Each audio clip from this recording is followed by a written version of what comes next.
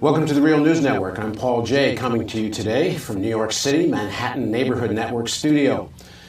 The economic crisis continues to deepen. We're told there's a bit of a recovery, but most Americans are not feeling it. Unemployment still hovers around 9 or 10% officially. Unofficially, probably more like 18 and 20% in some urban areas, especially amongst young people, sometimes as high as 25 or 30%. Child poverty rates, according to the latest census data, 21% of children living in poverty in the United States, and the greatest income inequality in the industrialized world, and the largest gap between rich and poor in the United States since 1967, when the Census Department started taking such statistics. So how do we get out of this crisis? Well, today a debate, first of the Real News debates for this year. Two very different visions on how to solve the problem. Do you have less government, cut taxes, and allow the private sector to produce, and if it produces more, there'll be more growth and more employment? Or do you need to have some kind of stimulus? Do you need to increase people's ability to buy stuff? Do you have to strengthen demand, either through direct government stimulus or perhaps higher wages or by other means? And now joining us to debate this are Peter Schiff, is the president and chief global strategist of Euro-Pacific Capital. He's a full-service registered broker, dealer. He's been very well recognized for his knowledge of foreign security markets as well as currency and gold markets, and he's the author of How an Economy Grows and Why It Crashes, and Crash Proof 2.0, How to Profit from the Economic Collapse, which was published in 2007, just before the big crash. And Doug Henwood, who's the editor and publisher of Left Business Observer. He's a contributing editor of The Nation and hosts a radio program called Behind the News on WBAI in New York City. He's the author of the book, published in 2003, After the New Economy. Thank you both for joining me. So, Doug, let's start with the proponents of the stimulus argument, because the critique of the stimulus argument is that it's being paid for by, quote-unquote, printing money, that if you start to stimulate without paying for the stimulus in some way, what you're really doing is circulating too much money that eventually either becomes inflationary or it becomes a credibility crisis for the global economy in terms of whether they believe in the dollar or not. So if you do believe in stimulus, where's the point you can go at? Otherwise, why don't you just turn every American into a billionaire, print enough money, make everybody rich, and the economy grows? So I should run for office on that platform. But you need stimulus because there's been a collapse in private demand, and there's been a collapse in private investment and in private consumption. The job market is in very terrible shape, and the idea is that the federal government has to step in. Actually, I should say the state and local government's in terrible shape too. So there's a collapse of there's that sector too. So the only sector really that has the power or the capacity to generate any kind of spending is the federal government at this point. I don't think you can borrow forever. I'm not advocating an endless deficit forever. I think we need several years of it, and then after a while, presumably the economy will begin to heal, and then you start paying down the debt by two methods in particular. I think we need to cut back in military spending rather drastically. We're spending 6 or 7% of GDP. We could easily cut that back to 1 or 2 over time. And I think also taxing rich people. The rich have gained, well, it depends upon how you want to define the rich, but the top 1% of the population has seen maybe half the benefits of economic growth over the last couple of decades. The bottom 90% has seen essentially nothing. The richest 13,000 households in this country have seen their incomes go up about 400% over the last couple of decades. Everyone else average about 10% or less. That kind of lopsidedness is not economically sustainable, it's not ethically justifiable, and that's got to come to an end. So there's plenty of money at the top end of society that could be used to pay down that debt over time. They will scream about how this will result in all sorts of horrible consequences, but they've had a pretty free run of it for the last 2 or 3 decades, and things have not turned out very well, so I think we won't have to listen to their screams. Peter, let me read back a quote from you as an interview you gave in the Gold Report in 2009. You wrote this: we need less government, we need sound monetary policy, we need higher interest rates, we need to allow businesses to fail, we need to allow companies to go out of business or bankrupt, we need to allow foreclosures to take place, we need to allow people to lose certain jobs, We can't try to interfere with that, and to the extent we do interfere, we're going to create this depression. And if we keep printing money, we're going to have massive inflation on top of it. What I don't hear in this pain, because in other interviews we've talked about we're going to have to take the short-term pain, is any pain for the people who Doug says got so wealthy during the last period. There's no talk about taxing wealthy people, and all of this talk leads to, one would think, at least in the short term, even more unemployment. Well, first of all, wealthy people, are paying a lot of taxes. You can consider that I'm wealthy, and I'm paying almost 50% of my income in taxes right now. That's without higher taxes. So, that's a lot of taxes. Historically, that's a lot of taxes. There are some people that got rich off of financial, transactions that were in part made possible by government interference, by the Fed giving out cheap money. So I think a lot of people on Wall Street got rich based on what the government was doing, and I have a big problem with that. Would you be okay with taxing that back? Well, I think that the government shouldn't have bailed out all these Wall Street firms. We should have let them fail. A lot of the money that was earned on Wall Street in the last few years wouldn't have been earned had the government allowed some of these banks to fail. So would you be okay with taxing that back? The money that the bonuses that were received based on money that came from the government. You're asking if two wrongs make a right. They shouldn't have made that money in the first place. So that's what I believe. But I don't think we need higher taxes on wealthy people. We need less government. You're talking about the fact that private sector demand has collapsed. It's collapsed for a reason. The government can't bring it back by magic. That demand was artificial. It was there because the Fed had interest rates too low. It was there because people were able to treat their homes like an ATM machine. People were buying things that they couldn't afford with money that we were borrowing from China or from Japan. We can't try to recreate that phony economy. So Doug, isn't that true? I'm not interested in recreating that phony economy, but you have to remember who created it. It was people like Reagan and Bush who created that phony economy. We've been hearing this mantra about getting government out and cutting taxes on rich people for 3 decades now, and I think we have to declare this experiment a failure. And we're always going to hear about how it wasn't really tried, and there were just too many imperfections in the way this theory was applied to reality. But in fact, this has been dominated political discourse. This kind of thinking has dominated discourse and policy for 3 decades now, and we are now living in the wreckage of that, and it's really time to move on to a new model. And I think it's interesting that the Obama administration, despite all this talk about fundamental change, has pretty much signed on to that model. We've seen just recently that Obama doesn't even want to put a moratorium on foreclosures, even though the paperwork is all screwed up. This is a bad policy and bad politics, and it's just a slavish devotion. Before we get to Obama, doesn't the Bush years more or less represent what you were talking about? No. There was certainly less regulation. No, it represents the opposite. I agree with you on one thing, that Obama is repeating the mistakes of Bush, but the mistakes are big government and central banking. The reason that I was one of the few people that accurately forecast the collapse of the real estate market, the worst recession since the Great Depression, double-digit unemployment, the bankruptcy of Freddie and Fannie, the collapse of many of the investment banks, is because I understood how the Federal Reserve and Congress were inflating this bubble, how their interference in the free market, whether it was with Freddie and Fannie guaranteeing mortgages and creating the moral hazards, or the government guarantees of bank accounts, or the cheap money by the Federal Reserve. None of this was a free market function. It was all the result of central government planning, of central banking, that distorted the economy, that got people to loan money that never should have been loaned, got people to gamble when the free market would have prevented it. And Obama is continuing those failed policies. But doesn't that have a lot to do with the extent that the private sector controls the federal government? Well, these policies weren't happening in a vacuum. I do agree that there are large businesses that are able to, get regulations passed. We know the Fed is mostly private bankers. Well, for example, I own a brokerage firm, right? And I am struggling to survive all these rules and regulations that cost me a fortune.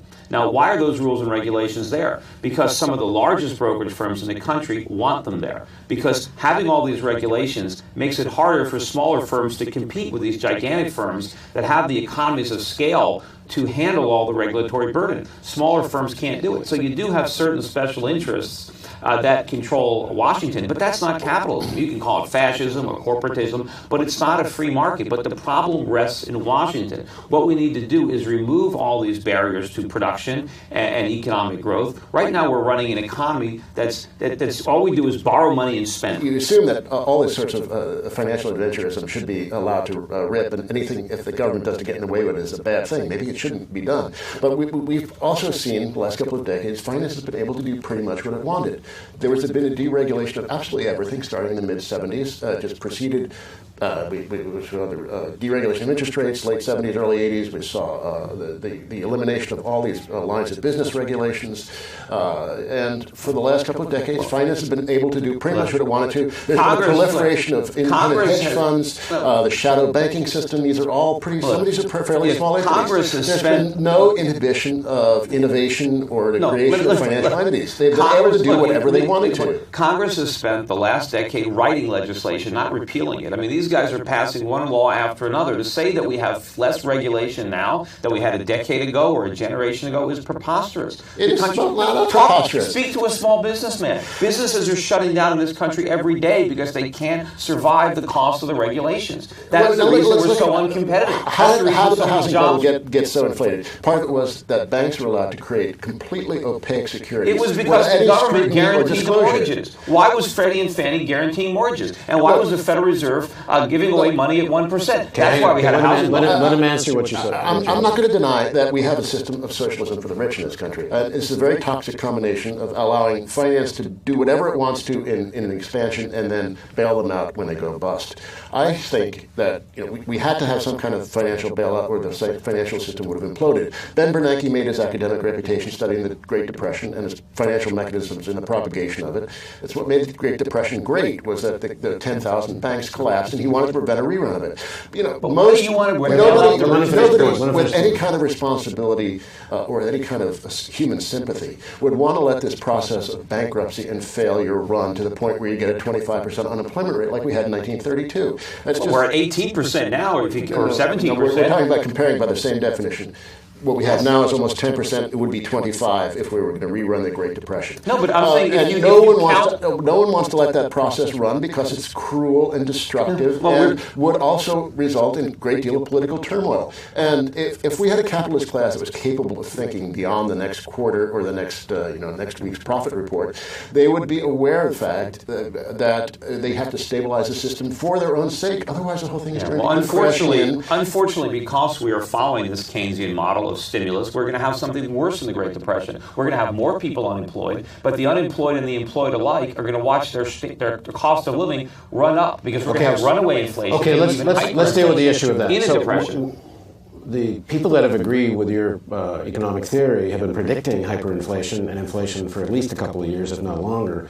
Where is it? Well, you're seeing it. Look at the price of gold is at an all-time record high. Silver's at a 30-year high. The dollar is hitting record lows against a number of foreign currencies. But we haven't seen it. But in terms of prices, we haven't. Corn prices are up 60%. But actual consumer prices are in the verge of deflation. No, they're not. Consumer prices are rising. Look at the example of Japan. Japan is now in deflation and has been in deflation for a couple. First of all, and they spent just the same way the United States has been spending. They had a massive. You have to understand that massive stimulus spending, and they still have inflation. Given the economic contraction that we've had, consumer prices should have fallen substantially, and that would have been very helpful to the economy if we could have brought down the cost of living. Not just housing prices coming down, but if we had food prices coming down and energy prices coming down, that would have been a plus. And the reason that prices didn't fall is the government created all this inflation, and so it prevented prices from falling, and that's distorting the economy. But ultimately, it's not just going to be that inflation prevents prices from falling. It's going to send them ballistic, and that is coming. Just because you haven't seen it yet, you can't. If you're looking for a train, you can't wait to see the caboose to realize that the train is coming. You got to move out of the way long before the caboose comes, and you're going to see much higher consumer prices. They're going to be spiraling out of control. It's going to be worse than anything we saw in the 1970s, and we are not in a position now to do anything about it because how is the Federal Reserve going to substantially tighten money supply, increase interest rates, when it's got the federal government with $14-15 trillion national debt as an adjustable rate mortgage financed with treasury bills? It's got all the banks leveraged up. If you read the business press, and you even listen, for example, to interviews with the Chinese Prime Minister who was on TV being interviewed recently, they're worried about deflation. That's a ruse. That's a straw man. And first of all, falling prices is a good thing. No, prices fell by 25% between 1929 and 1932. That's one of the things that created the Great Depression. Let's assume that there's a point at which, if the government simply increases currency, that there's a point where that could become inflationary. Let's assume that's the case. Then why isn't the issue then, if there is enough wealth in the society, either to pay for infrastructure investment or stimulus, it's not that America doesn't have the wealth. The money is there. Why not tax it at the upper levels and not go into debt, not create just print money, not create debt and crisis? Why not go where the money is? Well, the money won't be there anymore. The tax rates are already very high. I said I'm already paying 50% tax. And, you raise my taxes much more than that, I'm done.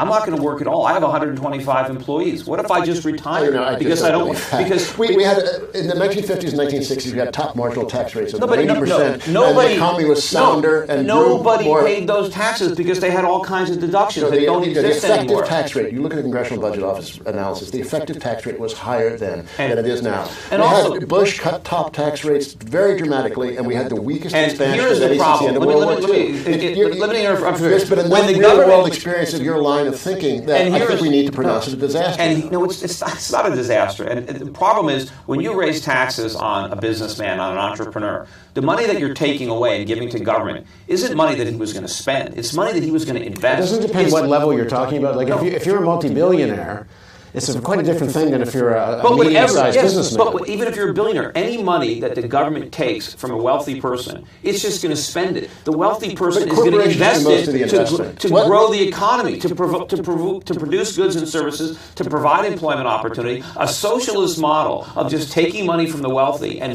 redistributing it to the rest of the economy is going to impoverish the economy. You're not going to grow an economy by taking money away from the people who are going to grow it, who are going to make the investments, who are going to employ people. Sending money to Washington is a complete waste. They're just going to blow it on politically popular spending programs, but it's not going to improve the country that we're borrowing the most from. And the country with the most rapid growth rates, perhaps in all of economic history, is China. China has a very large state sector. The state thoroughly dominates the economy, and they've had massive infrastructure spending. The last couple of years, they've built thousands of miles of high-speed rail. We can't even build any right now. And they have succeeded in producing extremely dramatic rates of economic growth. But the reason for that, an American business person would look at China and say, this is a nightmare of state regulation and state domination of the economy. But it's been very, very successful. Are you investing a lot of money in Chinese companies? No. I am. All right, I'm doing a lot of investment. I'm doing banking activity for Chinese companies. I'm raising money for Chinese companies. And I can tell you that there is more economic freedom in China than there is here. China is succeeding because they're more capitalistic than America. But there is a bigger stimulus program in terms of per capita, my understanding. No. And the Chinese Prime Minister, who was just here, interviewed on Fareed Zakaria's show, was actually praising the Obama stimulus plan. And these are the guys who hold more American T-bonds and the Chinese foreign reserves now are closing on $3 trillion. I mean, the Chinese government is stimulating our economy more than their own, but it's stimulating it the wrong way. They're allowing our government to go deeper into debt by buying our bonds. They're allowing Americans to buy things they can't afford by artificially suppressing their currency. But at some point, the Chinese are going to come to their senses. They're going to stop buying our treasuries. They're going to let their currency rise, and that is going to dramatically benefit the Chinese people, because all of a sudden their products are going to become more affordable to them, and the Chinese will buy their own products, and Americans are going to have to go without these products because we won't be able to afford to import them, and we lack the ability to produce them ourselves because the government has taxed and regulated our factories out of business. No, the government has not taxed and regulated factories out of business. Sure they have. It's that the investors want to go to cheaper environments. They're trying to save money on wages. It's got nothing to do with taxes or regulations. It's all about the wage differential between Michigan and China, or Michigan and Mexico. Well, again, a real-world example. I'm moving some of my business offshore. It's not because of wages. I couldn't care less. I'm trying to reduce my regulatory burden and my taxes. Okay, I want to shift gears a bit. There's a point where government stimulus doesn't change the basic scenario, which is if wages are too low, not enough people have well-paid jobs, and they have to borrow money. You can keep spending government money. How does that ever change the scenario that there isn't a real demand in the economy versus just the government one way or the other. Even if it taxed the money to get the stimulus, it's still not changing. You're right about that. I would say two how does things. it change the basic demand scenario? Well, first of all, I'd say two things. One is I would not want to talk just in terms of stimulus. The stimulus is just a short-term cyclical thing, but I think we also need real serious long-term infrastructure spending, real serious spending on energy research and development, ways of creating environmentally clean technologies, and that's not going to happen without large amounts of government spending and government coordination. Where's the government going to get the money? The government has the money. Well, they don't have nothing. They have a printing press. Well, where is the government going to get the money? It can tax it. For who? People like you. Well, maybe not. I don't know. Are you in the top 2 percentile? Yes. Okay, people like you. So I think that kind of spending, the spending on really long-term infrastructure, high-speed rail, but also the like a research 5-year development plan. of clean energy. Yeah, well, we could use a few 5-year plans. But So the Chinese Chinese have 5 years. the Chinese have such things. They get crazy. Yeah. They- Well, they've done their own with it. let's not copy what they do But we wrong. also- Let's copy what they do right. But to get to your other point, we do need to get wages up. I mean, one of the reasons that we had such rampant borrowing by the household sector, by the general public over the last couple of decades, is because wages have gone nowhere. And in order to maintain some semblance of a middle-class standard of living and some degree of social respectability, people have borrowed. Do you That's employ, not do you employ sustainable. anybody? Very, very part-time, very small. Why don't you raise their pay? I pay one person very, very generously. I can tell you, look, listen, I employ But- 125 people or so. The only way for wages to rise is if your employees become more productive. I mean, you can't just get higher productivity wages. has skyrocketed for the last couple of decades, and wages have gone nowhere. No. Come on, you know that's the No, case. a worker has to be more productive. No, this You is just can't. absolutely rock solid fact. So productivity is up dramatically. If you graph No, it it's too, not. That's you'd what- have. So how do you think wages go up? How do you think someone No, gets but hang on. This is the point of fact which we can clarify. My understanding is productivity practically doubled from the 1990s, where wages more or less No, were well, stable. that's the way the government Is that keeps true or track not? of productivity. No, I don't think we've become more productive. Look at our trade deficit. If we were more productive, but if you look at the individual at a micro level, if I'm going to employ somebody, right, and I'm going to hire somebody, and I'm going to pay them, let's say, $30,000 a year, and they want a raise to $40,000. Well, they have to be able to provide to me more output, more productivity, so I can afford to pay them more. I don't know the brokerage business, but I do know in manufacturing that the United States is still the biggest manufacturing country in the world. It still surpasses China.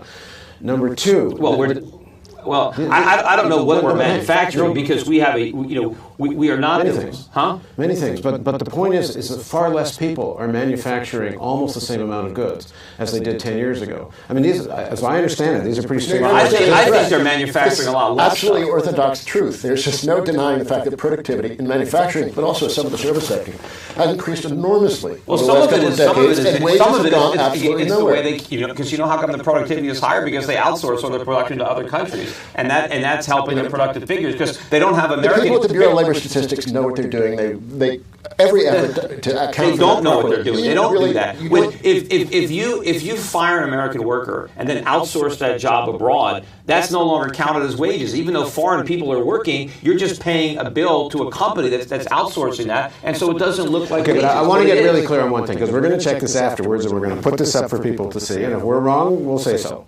But my understanding is productivity, if you look at the graph, productivity has gone like this, and wages have gone like this. Government claims that productivity has risen. I just don't buy it. I think it's statistical aberration. I don't believe that we've become more productive. If we were more productive, Why don't you believe it? What do you base your belief on? We are running a trade deficit now of almost $50 billion a month, $500 billion a year. If we are so productive, where's all the stuff we're producing? Why aren't we selling it all around the world? Why do we have a massive trade deficit if we're so productive? Well, Because everything on the shelves at Walmart comes from China, right? Well, because China's more productive. But where's all the stuff we're producing? Where's all the stuff we're putting on Walmart? But shelves? one would think most of the American production gets consumed in the United States. It doesn't have to be exports. But then why are we importing that? If we can produce enough, why do we need imports? Do you not accept the what I thought was the fact that the United States is still the biggest manufacturing country in the world? Well, per capita, there's no way. No, not per capita, absolute numbers. But I know that might be the case because we manufacture, aircrafts or certain things that are big. But I know that We still manufacture cars here. we manufacture some. We don't manufacture nearly as many as we used to. We don't No, manufacture. the auto sector is not dead, and we do manufacture lots and lots of stuff. There's no question about it. But we many fewer export. workers. I mean, China exports more than we do now. Germany exports more than we do, even though we're a bigger economy. Well, yeah. I mean, we're a much bigger economy than they are, yet they export more than The we bigger the economy gets, the less likely it is to export. Just this is arithmetic fact. Okay, let's go to. So I'm unemployed. I'm watching this debate. I want to know what kind of public policy should I be demanding that's in my interest. So start.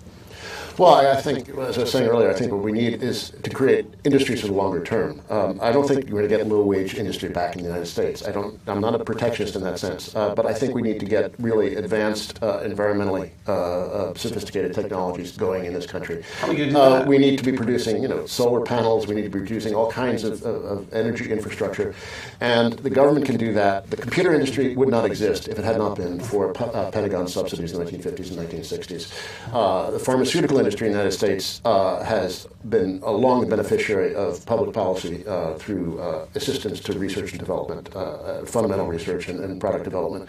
The industries in which the United States is still strong, computers, R&D, and pharmaceuticals, and even agribusiness and aerospace, are all areas in which the government has been very, very active.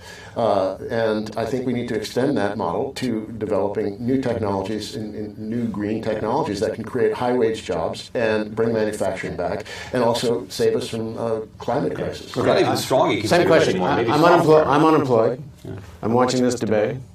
What policy should I be demanding in my interest? Well, free market policies. I mean, if you want to get a job, there needs to be incentives for somebody to hire you. In order for somebody to hire somebody else, they need to be able to make a profit, and they need capital, because workers usually lack their own capital, so they want access to somebody else's capital. So you have to have policies that allows capital formation, that allows for incentives, that allows for profits.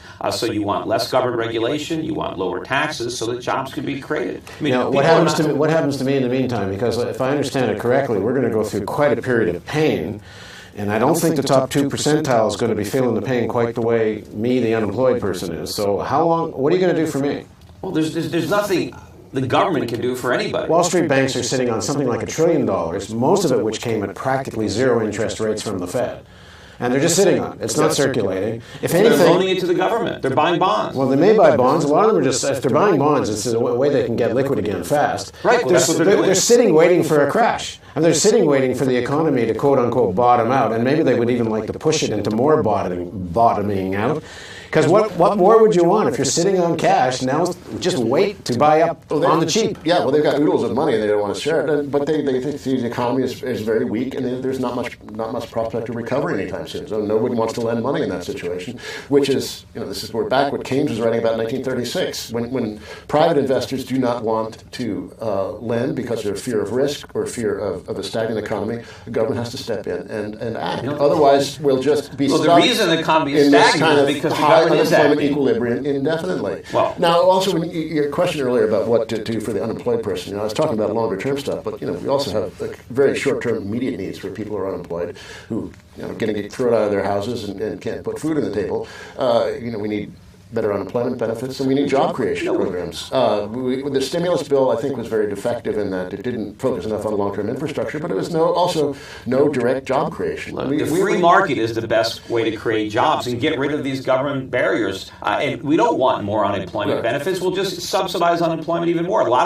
know a lot of people talk to me all the time. People are deliberately not working because they want to collect their unemployment checks. It's more lucrative. That's utter nonsense. No, the it's average not unemployment nonsense. check is $300 a week. You cannot live on that unless you have to. No, because if you get a job and by the time you finish paying taxes and paying the expenses to get back and forth to work, you'll make a lot more than $300 a week. And a lot of the people who are collecting the unemployment benefits have jobs on the side. They're just working illegally because they don't want to give up those benefits. This is the worldview. What do you base that? I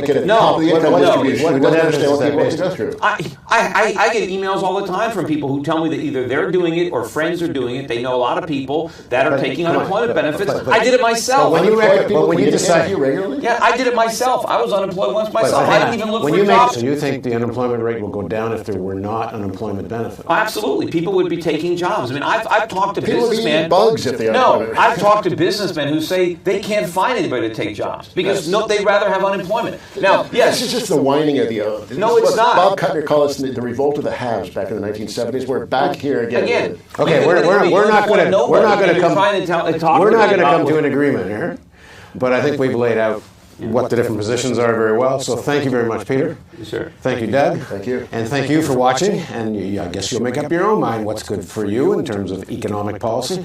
Thanks very much for joining us on the Real News Network.